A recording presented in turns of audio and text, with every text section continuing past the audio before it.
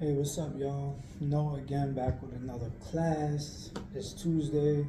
I know I've been slacking on this, but I'm back on it today. Alright, so today we're going to start with always answer your messages and calls because phone ringing equals money. So, a lot of times you'll probably be in bed or whatever, in the shower or something, but you always want to answer your phone because you don't know who's calling and what's their budget. Like, money, hello, because you're an independent contractor. When you pick up your phone, you represent yourself and you also negotiate your own prices, kinda. So you really want to do that because you don't know how much money that phone call is. It could be 7,000, it could be 3,000, it could be whatever, but it's going to be thousands. All right, so always answer your phone. Okay, a lot of wait. Oh yeah. Okay, so when you're talking to a client or a prospect or whatever, always listen and write details down because you don't never want to get one person's request mixed up with another person. That happened to me like 3 days ago.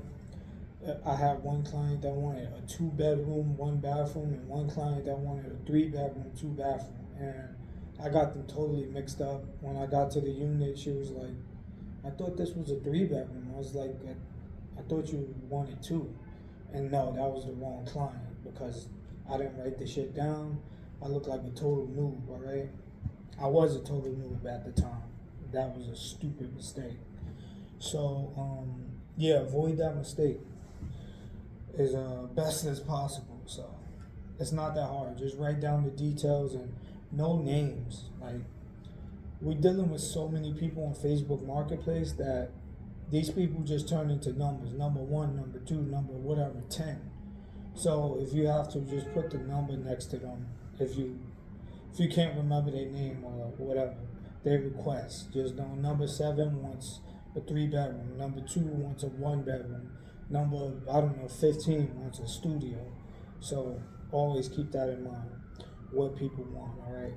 Um, oh yeah, don't say when you're on the phone. I have a habit of that, a crazy habit of saying So you always want to make it sound like you've been in this game for years. Never say like back to back. Sound knowledgeable. Let it come straight out. Don't say like just skip all that. I just started this stuff, just started teaching and everything, so I say a lot and so and all this other stuff because I'm kind of still nervous. And people be looking at me like I'm crazy, like I'm talking to myself, which I kind of am, but I'm not. So that's one thing. Uh, a lot of agents continue to advertise the apartment and like talk to prospects and stuff when they haven't even found what the other prospects wanted that they already have, their clients. They they didn't find them apartment, but they working with 10 other prospects without even knowing what they're doing with one client. Like, you can't do that. You have to focus on one client, make sure you have what they need, make sure the unit that they want to see is available, make sure you have access to it, and then work with the other prospects because you're just going to be all over the place. Like talking to one person, not being knowing you're not going to be able to get into the apartment or be able to advertise, close on it. You're just talking to them, answering their questions, asking them questions, asking another person the same questions when like you haven't gained any knowledge on how to close. That was my problem. That's kind of still my problem. All right, do not make that mistake. All right, talk to somebody knowing what you're talking about, knowing you could get access, and knowing if they really want that tomorrow, you can close. You could get them to sign the contracts. You already talked to the management, the landlord, whatever. You already know what's going down. So you seen they pay stuff. Oh, that's another thing. Always make sure that your client has proof of income, pay stubs. If not, they have a grantor. We go over that another time. But if they don't have proof of income and you done went through all of this stuff and they really like the unit, you really want the unit for them, because you want your commission or whatever. You just care. And they don't have proof of income or any of that stuff, a bad credit score without a grantor or anything, and you didn't ask them, you didn't pre-qualify them how you're supposed to, that's a big mistake. So, huge mistake. It's underrated how huge that mistake is. So, don't make that mistake. All right. Yes. So,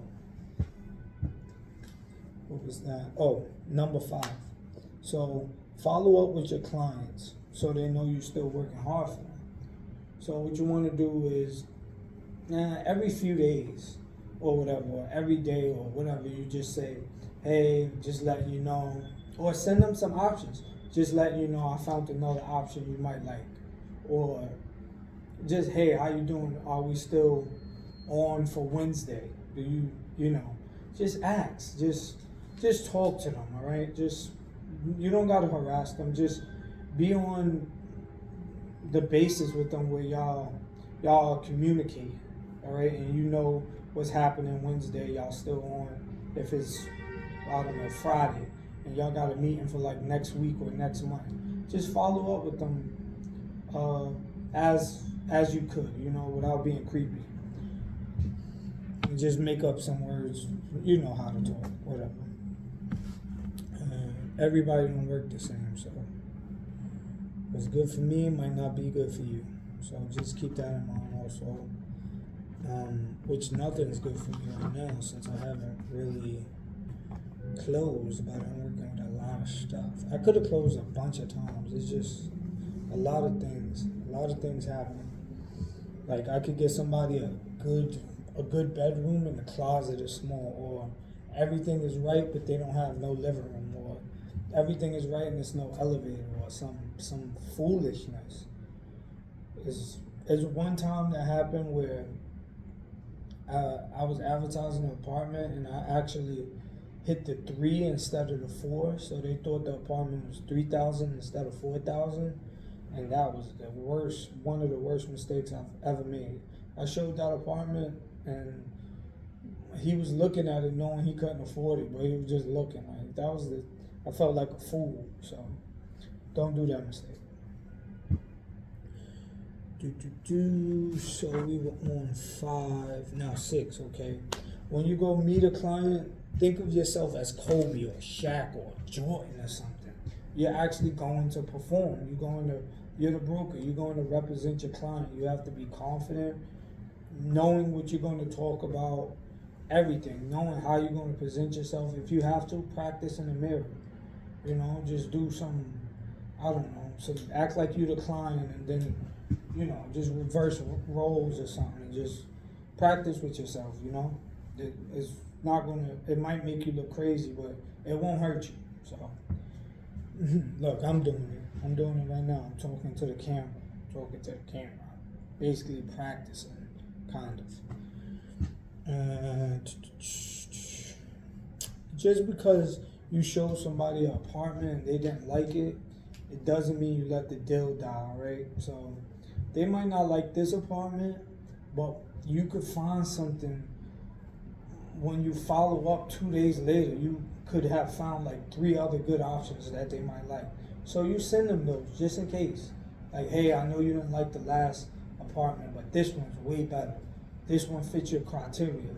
This one has an elevator. This one has a bigger bedroom. And ooh, look at the closets. If you have to, go to the unit and video it first, and then send it to them. Do your due diligence. Like, make them know that you're going out your way to help them. If they're worth it. If they're not worth it, then whatever. But if they're worth it, go out your way to help them and make them know that you're hustling. You're an independent contractor. If you don't sell, you don't eat. So that's the big thing, yo. And do you want to eat? Like, nothing's out of your way if you want to eat. So if you live in Jersey and you got a client with a $7,000 budget in the Bronx, you ain't gonna go get that money just because it's far and it's out your way? Please, I am. I do it for free, so I am. So you gotta have that hustle. You can't let nobody out hustle you. You gotta always be hungry. Like, even if you got money, you gotta be hungry because the next person, It's coming up. Not saying it's a competition, but he gonna smoke you. He gonna smoke you. He gonna pass you. Yeah. So if you really wanna like get to the next level, be competitive a little. Don't just let people walk over you. Always be there before your client. So look around the neighborhood. It don't hurt. Look, just walk around the neighborhood so you could be knowledgeable of the area, and you could like explain to them something before they even step in the apartment. You could let them know that you know what you're talking about, and this area is a good area, and they have nice stores, and maybe you spoke to the neighbor or something, and you got little extra insight from them, and you learned something you wouldn't have known from just walking around the neighborhood. It don't hurt to have conversations with people and just say, "Hey, I got somebody. I'm a real estate agent. I got a client coming. I just wanted to know how this building was, or how you like the neighborhood, or how's the food in the restaurants around here. Just how is it?" So when I talk to them, I'm not lying, and I'm telling them the truth. I mean, it's somebody's opinion, but it's their truth, so it could be my truth too. Number 9. Oh, sorry about that. Okay, so number 9, always have comparables. So close to the unit. So if you're from Jersey again, like I am, and you're going all the way to the Bronx, you don't just want to go there to show one unit. You want to have multiple units lined up so you don't waste your time. Have them close by. Hey, if you don't like this one, I got one right down the block that's similar or not similar that might be better for you, and that fits your criteria. Always use that word so they know you're looking for something that fits them, not you're looking for commission. You want to know, hey, I found something that fits your criteria. You're actually, this is actually what you want. So, yeah. So you want to let them know that. Always use as many big words as you can. You know, not too big of a word where they don't understand it, but to where they know you educated and you're not just using small dummy words and trying to talk fast. You know, don't talk slow. You know, firm so they can hear it gently, but firm and calm, patient. But you know, you want to have some urgency about this, all right? You always want to urge the client that, hey, this unit might be going tomorrow, so if you really like it, you might want to put the application in. And don't let them lollygag and say, hey, I'll think about it. I'll call you next week. Like, that's not going to work. Or I'll call you out, like, this might be going tomorrow. I mean, they got somebody else coming to view it in 30 minutes. I mean, you might want to think about that a little faster. I'm not saying urgent crazy, but you know how this market is. You know how fast these apartments go.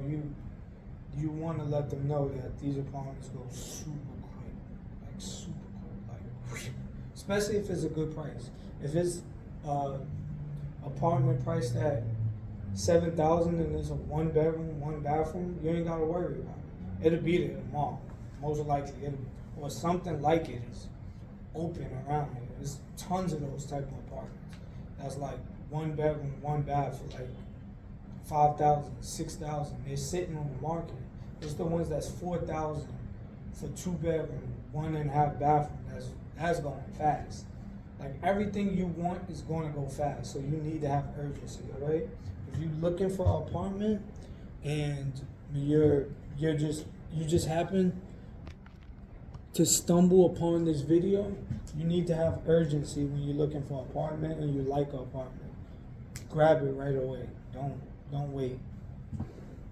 Do not play with that, all right? Because your apartment will be gone. And the next apartment you find will have a smaller closet or something you don't like. No elevator, something. There's always something. So you find the apartment, you lock it down, you put in the application. And pray that it doesn't get denied, because that happens. You know? So just think about that, and yeah, so that's it for this class. I hope I helped y'all. Hope this video was helpful, and thank y'all for listening. So, yeah.